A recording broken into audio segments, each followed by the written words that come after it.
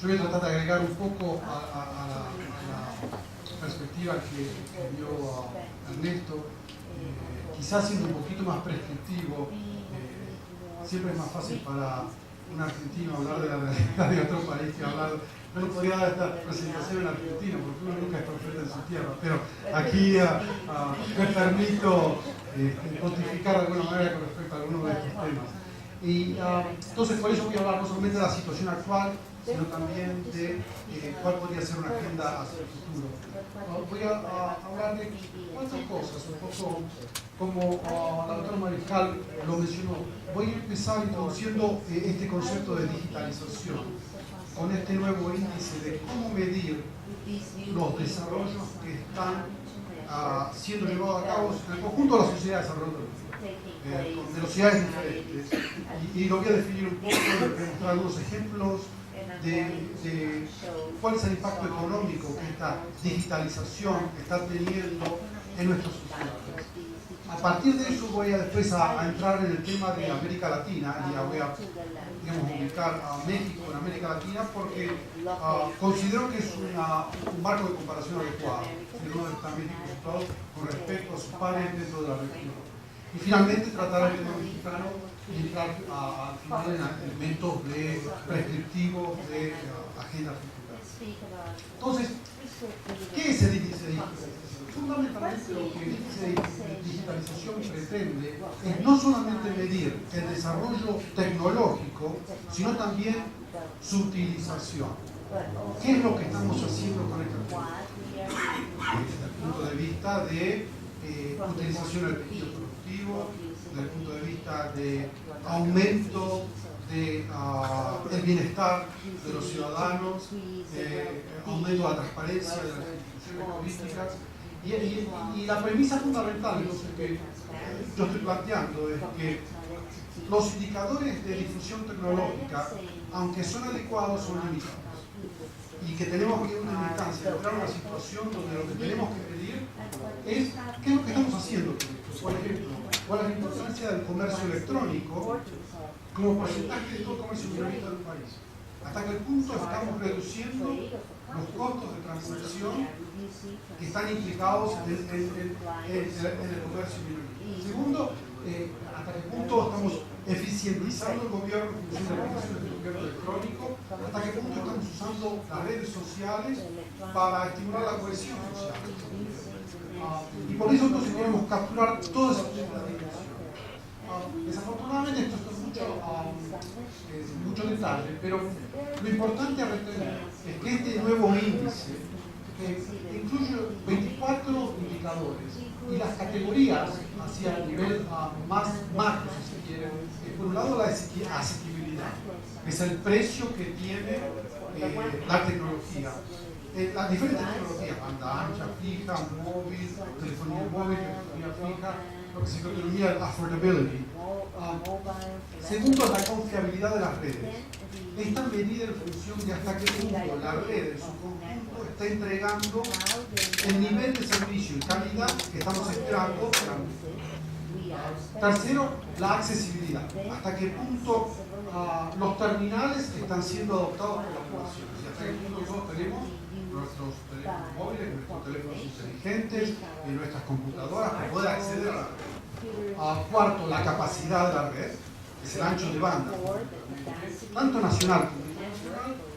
Su utilización, y este es el tema que estamos haciendo con comercio electrónico, con gobierno electrónico, con el uso del internet, con el gasto en servicios de datos, el acceso a redes sociales, el tráfico en mensajes de texto y finalmente el capital humano. A medida que el capital humano es como la variable que nos permite a nosotros desarrollar aplicaciones que tornen esta infraestructura mucho más sólida. O sea que estas son todas las categorías. Y lo que hemos hecho es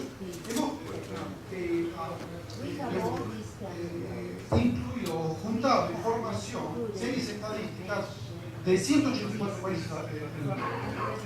Y las hemos posicionado a función de esta etapa. Es decir, este es el índice de digitalización y lo que vemos es que hay, digamos, obviamente esto es una serie continua, pero hay 4 estadios fundamentales del desarrollo de la digitalización.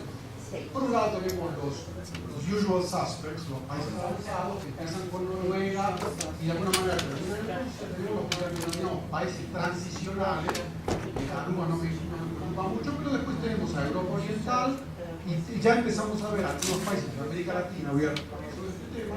Tenemos los países emergentes y los países limitados, que tienen claramente límites para comenzar a transitar este proceso de digitalización. Este número es obviamente el índice compuesto de todas las variables que mencioné anteriormente. Una vez tenemos este índice, bueno, ¿hasta qué punto este índice es adecuado para medir el impacto económico? ¿Hasta qué punto hay una contribución de la digitalización al crecimiento del PIB? Y bueno, construimos una función muy simple de Douglas que incluye la variable tecnológica, la formación de capital fijo, la fuerza de trabajo y definimos que claramente el coeficiente que mide la importancia del índice de digitalización es muy importante, es bastante importante. Obviamente, digamos, otros dos factores de producción son fundamentales, pero la digitalización está teniendo un efecto importante. No voy a entrar en los temas estadísticos de cómo controlamos con la funcionalidad, multipolaridad, con el tema de la funcionalidad estadística del índice, que son todos temas que ahora no está discutir. Pero partamos de la base de que acá tenemos una importancia muy fundamental.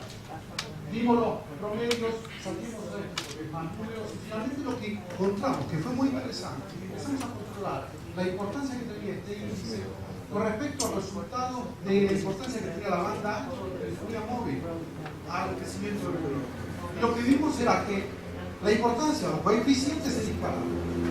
Es decir, que de alguna manera la digitalización tiene una contribución económica mucho más importante que la que puede tener la banda ancha fija, como los estudios que el Grupo American College, lo hice para Alemania, lo hice para América Latina, y con algunos estudios en el área de telefonía. Es decir, que lo que tenemos acá es una especie de multiplicación de impactos.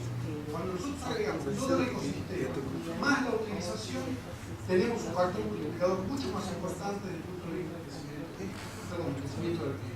No hemos incluido el impacto en el empleo, pero en esta presentación también empleamos hasta qué punto crea fuentes de trabajo. Y son bastante importantes y comparativamente más que la banda ancha. Después lo que hicimos es dividimos nuestra muestra en los cuatro estados y creamos una variable binaria, se denomina para ver hasta qué punto existe un retorno estable. ¿Qué quiere decir esto? Que cuanto más digitalización tenemos, más impacto vamos a tener económicamente. Y lo que vimos fue un aspecto importante, es decir, que teníamos un efecto de retorno estable, donde teníamos los países limitados que tenían un coeficiente muy bajo, pero cuando empezábamos a entrar en países transicionales, el efecto aumentaba, pese a que en los más avanzados podría haber un tema de saturación. Retornos limitados, una reducción de los retornos, porque estamos llegando a un estadio muy avanzado de desarrollo y ya el impacto económico no es tan grande. Todavía lo estamos estudiando qué es lo que significa esto. Por eso, pero el retorno a la escala, el retorno que siente a la escala existe. Entonces, para terminar este punto, la digitalización es un instrumento apropiado, es un concepto global, tiene sus 6 componentes o pilares, está vinculada al crecimiento económico y claramente la primera implicación que ya decimos desde el punto de vista de política pública, que para hacer una política pública no podemos tener una política pública parcializada. Tenemos que hablar de todo lo que tenga que ver con los factores que contribuyen a la digitalización. No solamente el desarrollo de la infraestructura, sino también su utilización. Y esto es importante, ya desde el punto de vista institucional. Si tenemos un marco institucional parcializado, estamos suboptimizando el impacto que estos factores podrían llegar a tener. Entonces, ahora entremos en América Latina y veamos qué pasa en América Latina. Bueno, América Latina tiene un nivel de digitalización, cuando se lo ve de una manera comparativa, bastante importante relativamente con respecto a las otras economías emergentes. Índice de 34, tenemos Medio Oriente y África del Norte al 30, Asia Pacífico los 85, pero estamos, digamos, y la tasa de crecimiento en América Latina en estos últimos 3 años, agregada, ha sido bastante importante. Obviamente, después tenemos la África subsahariana, los países de los Mississippi y demás que están iniciando, que están mencionando a Ernesto. ¿Y dónde están estos? Bueno, lo que tenemos en América Latina, digamos, no tenemos países avanzados en digitalización, pero tenemos un Chile que cuando nuestro límite en país avanzado es 50, Chile se está acercando a ese punto de corte. Y México está como una de las últimas posiciones dentro de los países transicionales. Lo que tenemos en América Latina, tenemos 4 países más avanzados, que son Chile, Panamá, Uruguay y Argentina, los que denominamos transicionales avanzados. Después el resto, que sería Colombia, Costa Rica, México y Brasil, y después tenemos el resto de los países de la región. Lo interesante es que obviamente cuando vemos la dimensión económica, lo que significa desde el punto de vista del PBI agregado, digamos, la economía latinoamericana es un estado transicional con que ver con el tema de la Ahora después desdoblamos esto y lo vemos desde el punto de vista de los 6 factores que estaba mencionando anteriormente en los 2 conjuntos de países. Es decir, acá tenemos Chile, Panamá, Uruguay, Argentina. Decimos, ¿cuáles son los índices importantes donde estamos ya avanzando suficientemente para decir esto ya lo cumplimos y donde tenemos todavía tareas aquí? En estos 2 primeros países, 4 líderes, lo que tenemos, los precios no bajan. Claramente los precios bajan. Aún en telefonía móvil, que ya hay un nivel de índice de saturación elevado, en los últimos 2 años los precios bajaron el 11%. En telefonía, en banda ancha fija han bajado 24%, en banda ancha móvil han bajado alrededor del 48%, o sea que los precios están bajando. Y estamos, desde el punto de vista de asequibilidad, de affordability, en una mejor posición. Donde tenemos problemas en estos países es en los otros.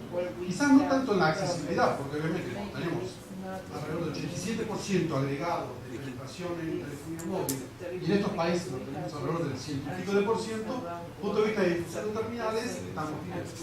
Pero ¿dónde fueron los problemas? Confiabilidad de precios.